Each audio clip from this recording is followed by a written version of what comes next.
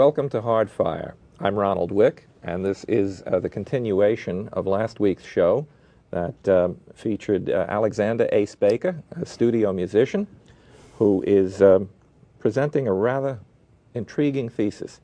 He's arguing that no planes hit the World Trade Center on September 11th, and he is focusing in particular on videos of Flight 175 impacting the South Tower.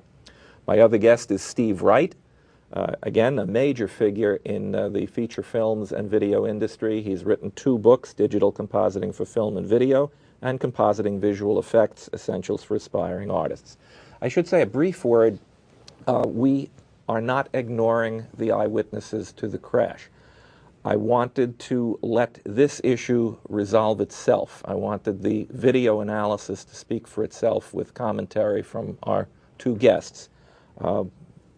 Presumably, if you live in New York, you have yourself or you know someone who observed Flight 175 hit the South Tower.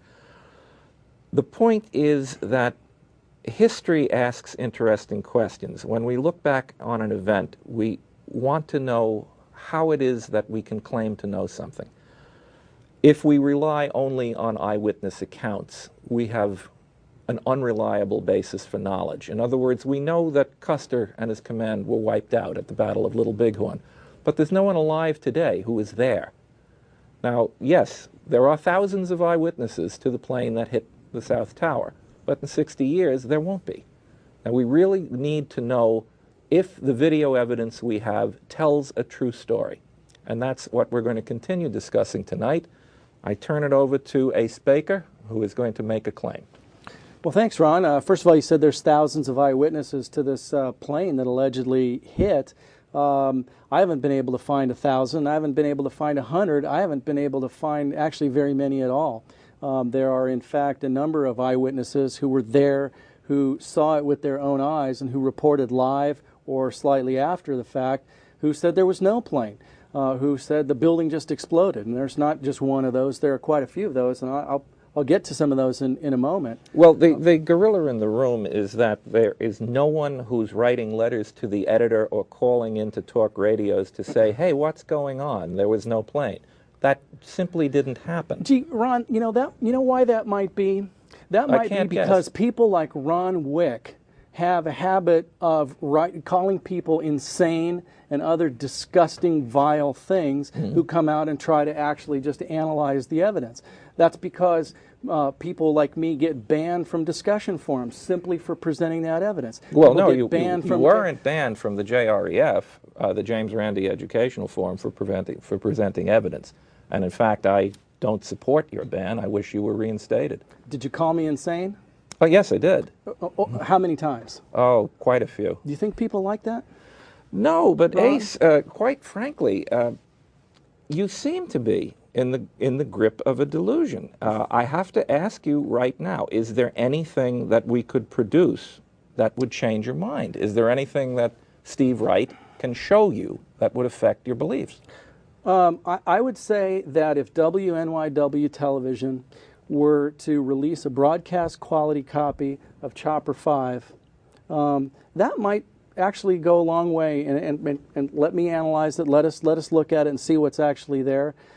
Get a broadcast quality of any of the 9/11 videos. Actually, they've been completely cleansed. If we could get, that would be a good start. I don't know if that would do it, but I'd like to see if there's a plane in that wide shot. I'd like to, find out why he said the chopper's now arriving. I'd like to understand how the miracle zoom could have happened, why that plane entered one frame after the zoom, why the nose of the airplane. I'd like to get a much closer look at that nose of the airplane that pops out the backside. And I'd like to understand the fade to black, which is where what we're gonna look at now. I can Steve, help you with the fade do to we black. have enough on the tapes that we have, though? Do we need better quality tapes to know that there was a plane? It would resolve the question of why you don't see the big jet in the wide shot. But the rest of the information is extractable from the low-res, poor-quality video. All right. You wouldn't like a better look at the nose out? That would be better? That would be nice, but like I showed earlier, the velocity of the nose out is inconsistent with a composited jet flying by at a constant speed. Well, and I explained it's not a constant speed, and that's exactly how I would do it. I would have it slow down and try to catch it inside the building so that I would have a greater chance. Slow it down. Remember, these are two live events, or one recorded airplane and a live camera, and you're trying to synchronize those. And to synchronize the action within 6 video frames, I don't think so. Oh, even with motion control rigs on large prepared sets, they can't do that. Oh, well, what exactly are you claiming can't be done? Can you state that for me? Because I think that it can be done. I think that the jet flying behind the building, it cannot be a composite. And the apparent nose sticking out cannot be the nose of a jet. Okay, it's a piece of debris. The fact that it has a similar shape is not important. The key is it's at the wrong time, way at the wrong time. Okay. At any rate, but we hashed over that on the last show. Right. Show us the fade to black, please. Okay. Well, immediately after the nose of the airplane pops out of the backside of the building, we have this fade to black business. Oh my goodness, oh God, there's another one. Now, this is a fade to black. I'm going to rewind here a little bit. We'll have another look at it. So there's the plane going in. Here is the nose of the airplane. And it fades to black. Now, there are no fades to black in live news. I'm sorry. It's been suggested that perhaps it was some kind of a signal interruption. Here's another video from 9/11.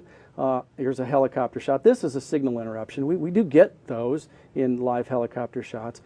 This is a fade to black, okay? Signal interruption looks like this, and this is a fade to black. I think the possibility that that could have happened by accident is just extremely remote. Yes, it surely did not happen by accident, but unfortunately it's also not a fade to black. All of these cameras have a little circuit called automatic gain control. What those circuits do is they detect the amount of light that's coming into the camera. And if the light gets too bright, it knocks the iris down to darken the picture to restore a more normal exposure. So here's what happened in this shot. We're going to use the Chopper 5 as an example here and come up to just where the airplane hit the building. Now, you'll notice that the airplane is flying across the right side of the screen. And during that time, it's covering the same amount of sky. So as the airplane moves across the sky, the same amount of sky is shining into the camera lens. However, as soon as the airplane touches the skyscraper, now it's exposing more sky because half of the airplane is blocked. Okay, so there's more sky light coming into the camera. So to the camera, the scene has brightened up a little bit. In response, the automatic gain control circuitry darkens down the shot a little bit. You can see a very small shift in the tower and the smoke. It gets darker just as the plane hits. Do you see that? Now what's causing that again? Well, as soon as the airplane starts to overlap the building, Yeah. it has exposed more of the sky, which made the scene brighter. The camera responded to the brightness increase in the scene by dropping down the iris, darkening the shot. It's responding to the fact that the airplane is moving out of frame. Now, how would you distinguish that effect from what Ace described as a fade to black? Well, what is a fade to black? This is not the fade to black. What I'm demonstrating here is that the video is showing a camera response to the content of the scene. In other words, in one level, that proves the airplane's really in the shot and not a composite. But that's really just to show you the automatic gain control circuitry in action. Now let's go to the actual moment of black. We're single-stepping the plane out of the building. Okay. Then the explosion starts, a fireball starts to show, and right about here, the automatic gain control sees this fireball.